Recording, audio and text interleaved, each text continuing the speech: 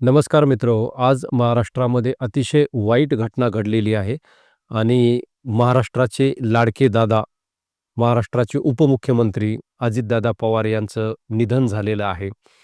मित्रहो, अजितदादा पवार हे एक मातीशी नाळ जोडलेले नेते होते. लोकांमध्ये वावरणारे नेते होते आणि त्यांचा खूप मोठा कार्यकर्त्यांचा परिवार होता. आज या सगळ्यांवरती, त्यांच्या कुटुंबावरती फार मोठा दुःखाचा प्रसंग ओढवलेला आहे. मित्रहो, अजित पवारांबद्दल किंवा दादांबद्दल आपण विचार करत असताना त्यांची मीडियामधून जी झालेली इमेज आहे किंवा त्यांना मीडियानं ज्या पद्धतीनं दाखवलेलं आहे, त्याच काही गोष्टी आपल्या लक्षामध्ये त्या ठिकाणी राहिलेल्या आहेत. परंतु दादा हे एक वेगळं रसायन या महाराष्ट्राच्या राजकारणातलं होतं. आपण पाहिलेलं आहे, की मीडियामध्ये त्यांच्या अनेक प्रकारच्या ज्या इमेजेस आहेत, त्यामध्ये जास्तीत जास्त निगेटिव्ह अशा प्रकारच्या इमेजेस आपल्याला पाहायला मिळतात. परंतु दादा हे त्याही पलीकडे या ठिकाणी एक वेगळ्या प्रकारचं व्यक्तिमत्व या महाराष्ट्रामध्ये होतं. दादांना अनेक लोक जे आहेत त्यांना आपला माणूस किंवा कामाचा माणूस असं या ठिकाणी म्हणायचे. याचं कारण असं आहे, की जेव्हा-केव्हा ही सगळी माणसं दादांकडे कामासाठी जात असत, तेव्हा त्या सगळ्यांचं काम त्या ठिकाणी होत असे आणि त्यामुळं लोकांना दादा हे आपला माणूस या ठिकाणी म्हणायचे आणि महाराष्ट्रातले अतिशय पॉवरफुल अशा प्रकारचे नेते हे अजित पवार होते आणि त्यामुळं त्यांच्याकडं एक खूप मोठी अशी राजकारणाची जी शिस्त आहे किंवा राजकारणामध्ये ज्या पद्धतीनं एखादा नेता असला पाहिजे, त्या पद्धतीनं सगळे गुण हे त्यांच्यामध्ये होते. त्यांना एक हरहुन्नरी नेता असं या ठिकाणी महाराष्ट्राच्या राजकारणातील म्हटलं जातं. त्यांच्याकडे खूप मोठी शिस्त या ठिकाणी होती आणि ती राजकारणात किती आवश्यक असते, ही जेव्हा आपण अजित पवारांकडे पाहतो, तेव्हाच आपल्याला या ठिकाणी लक्षात येतं. वेळेचे ते अतिशय पक्के होते. दिलेला त्या ठिकाणी शब्द ते पाळणारे होते. राजकारणामध्ये अनेक तडजोडी या ठिकाणी कराव्या लागतात. राजकारणात जर टिकायचं असेल, तर तुम्हाला हे सगळं करावं लागतं. हे नेहमी अजितदादा या ठिकाणी म्हणायचे आणि त्या पद्धतीनं त्यांचं एकूणच वर्तन हे आपल्याला राजकारणामध्ये असलेलं पाहायला मिळते. त्यानंतर ऑफिसमध्ये सतत त्यांच्या भोवती लोकांचा गराडा असायचा किंवा लोक त्यांच्या अवतीभोवती असायचे.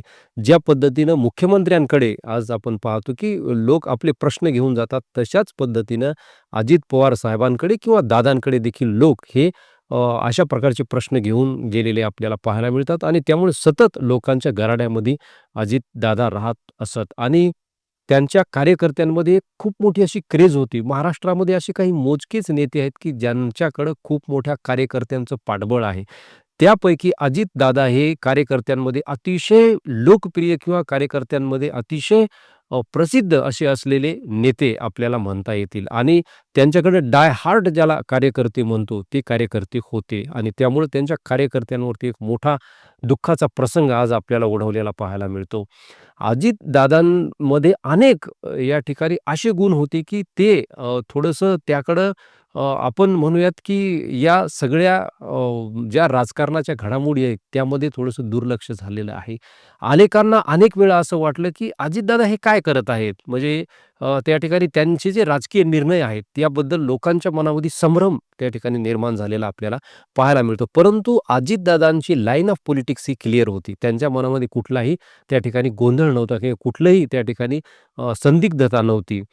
कारण त्यांना ते ज्या राजकारणातून आलेले होते किंवा ज्या राजकारण्यांच्या मुशीमध्ये वाढलेले होते, त्यामध्ये यशवंतराव चव्हाणांचं नाव आपल्याला या ठिकाणी घ्यावं लागेल. त्यानंतर शरद पवार. म्हणजे शरद पवारांचं बोट धरूनच ते राजकारणामध्ये आले. परंतु एवढ्या मोठ्या वटवृक्षामध्ये स्वतः इतकं मोठं होणं हे सोपी गोष्ट नाही किंवा ही साधीसुधी गोष्ट नाही. कारण आपण असं म्हणतो, की वटवृक्षांखाली छोटी-मोठी झाडं ही त्या ठिकाणी येत नाहीत किंवा काहीही वाढत नाही. परंतु अजित पवार हे असे या महाराष्ट्राचे नेते आहेत, की ते खूप मोठ्या वटवृक्षाखाली देखील स्वतःचं एक अस्तित्व निर्माण करू शकले, स्वतःची एक ओळख निर्माण करू शकले आणि त्यामुळे ते महाराष्ट्रीयन राजकारणामध्ये वेगळे नेते त्या ठिकाणी ठरतात. त्यामुळे त्यांची जी लाईन ऑफ पॉलिटिक्स होती ही क्लिअर होती, की आपल्याला सत्ता मिळवायची, सत्ता टिकवायची. परंतु एक गोष्ट त्यांच्या कायम लक्षामध्ये असलेली आपल्याला पाहायला मिळते किंवा कायम त्यांच्या एकूणच या राजकारणाचा केंद्रबिंदू असलेली पाहायला मिळते. ती म्हणजे सत्ता ही लोकांसाठी आहे. लोकांचं काम केलं पाहिजे. म्हणून त्यांच्याकडे एक आपण असं म्हणूयात, की एक साधं तत्वज्ञान होतं, की तुम्ही लोकांमध्ये जा आणि लोकांमधून निवडून या. लोकांची कामं करा आणि त्या बळावरती तुम्ही निवडून या. आणि म्हणून आपण असं म्हणू शकतो, की अजितदादा हे महाराष्ट्राच्या राजकारणातील सर्व धर्म समभाव मानणारे नेते, कुठलाही जातीभेद न करणारे नेते, सेक्युलर अशा प्रकारचे नेते होते आणि म्हणून महाराष्ट्राची खूप मोठी हानी आज आपल्याला झालेली पाहायला मिळते. कारण त्यांच्याकडे कुठल्याही प्रकारचं अशा पद्धतीच्या बॅरियर्स नव्हत्या. त्यांनी कधीही जातीचं राजकारण केलं नाही. त्यांनी कधीही धर्माचं राजकारण केलं नाही.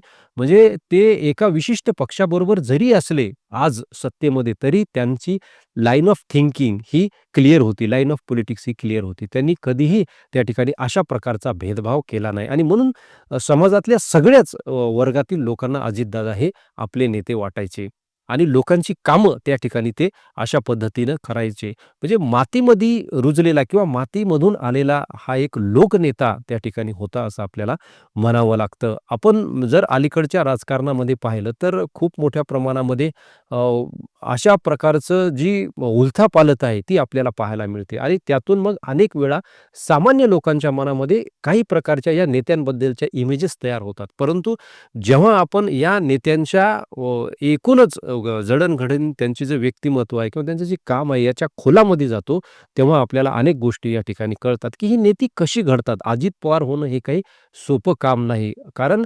त्यांच्यासारखं या ठिकाणी काम करणं देखील हे फार जिकिरीचं आहे. कारण आपण असं पाहतो, की अजितदादा हे सकाळी 6 वाजताच त्या ठिकाणी कामावरती असायचे. आज मी अनेक पत्रकारांच्या पोस्ट या ठिकाणी पाहिल्या आणि त्यांनी सांगितलं, की अजितदादा आम्हाला सकाळी 6 ची वेळ द्यायची, की तुम्हाला मला जर भेटायचं असेल तर तुम्ही सकाळी 6 वाजता या. म्हणजे याचा अर्थ असा आहे, की अजितदादा हे फार सकाळी या ठिकाणी उठत असत आणि आपल्या कामाला लागत असत ते रात्री उशिरापर्यंत. तर अशा पद्धतीने आणि वेळ पाळणारे, मेहनती, कष्टाळू त्यानंतर त्यांच्याकडे एक अभ्यासू वृत्ती होती. त्याच पद्धतीने त्यांची आपण जर भाषणं पाहिली, थेट बोलणारा नेता होता. कुठलाही अडसर त्या ठिकाणी न ठेवणारा नेता होता.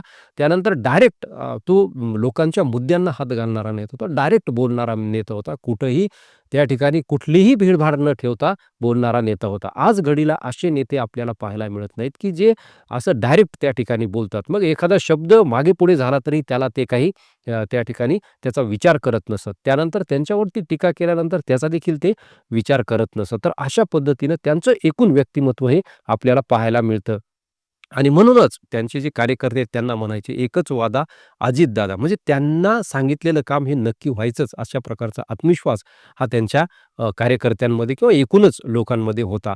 अलीकडच्या राजकारणामध्ये किंवा अलीकडच्या काळात आपण जर बघितलं तर असे अचानक सोडून गेलेले महाराष्ट्रातील नेते अनेक आहेत. त्यामध्ये गोपीनाथरावांचं नाव आहे, की तेही असेच अचानक त्या ठिकाणी आपल्यातून निघून गेले आणि एक महाराष्ट्राच्या राजकारणाची मोठी हानी किंवा महाराष्ट्रातील एक समाजकारण किंवा त्या ठिकाणी सुधारणावादी जे राजकारण आपण म्हणतो त्याची एक मोठी हानी झालेली आपल्याला पाहायला मिळते. त्यानंतर विलासराव देशमुख असतील किंवा आर. आबा असतील किंवा प्रमोद महाजन असतील, ही जी नेते आहेत ही अचानक त्या ठिकाणी आपल्याला सोडून गेलेली आहे किंवा महाराष्ट्राच्या राजकारणातून त्या ठिकाणी निघून गेलेली आहेत. त्यामुळं मित्रहो, या ठिकाणी ही जी हानी झालेली आहे ती नक्कीच भरून निघणारी नाही. परंतु या निमित्तानं आपण काही गोष्टींचा विचार करणं फार गरजेचं आहे. त्यामध्ये सगळ्यात महत्त्वाचं म्हणजे सुरक्षितता. आज आपण पाहतो ज्या विमानाचा अपघात झालेला आहे, ती विमान कंपनी कोणाची किंवा त्या विमानामध्ये काय बिघाड झाला होता किंवा नेमकं काय झालं होतं? अपघात आहे की घातपात आहे? याचा देखील या ठिकाणी विचार होणं किंवा त्याची चौकशी होणं गरजेचं आहे. कारण ही साधी सोपी गोष्ट नाही किंवा ही या ठिकाणी एकदम अचानक घडलेली घटना असं आपल्याला आता तरी वाटतंय, परंतु तसं ते नाही. कारण याचं कारण असं आहे की इतका महत्त्वाचा नेता, एका राज्याचा उपमुख्यमंत्री तो ज्या विमानातून जातोय त्या विमानाची त्या ठिकाणी देखभाल झालेली आहे का नाही किंवा त्या विमानाचा इतिहास काय आहे किंवा त्या विमानामध्ये कशा प्रकारच्या सोयी-सुविधा आहेत किंवा ते कशा पद्धतीने या ठिकाणी बनलं गेलेलं या सगळ्यांची सखोल चौकशी होणं गरजेचं आहे. कारण काही दिवसांपूर्वी आपण पाहतो की गुजरातमध्ये जे एक मोठा विमान दुर्घटना घडली त्यामध्ये देखील एक त्यावेळेसचे मला वाटतं माजी मुख्यमंत्री त्या राज्याचे या ठिकाणी त्यांचं निधन झालं. तर या ठिकाणी ह्या सगळ्या सुरक्षिततेबद्दल आपण देखील जागरूक असणं गरजेचं आहे. तर मित्र मला या ठिकाणी अजितदादांबद्दल काही गोष्टी बोलायच्या होत्या किंवा तुम्हाला त्या शेअर करायच्या होत्या. मी त्या तुम्हाला केलेल्या आहेत. तुमच्या प्रतिक्रिया अवश्य कळवा. भेटूया पुढच्या व्हिडिओमध्ये. धन्यवाद.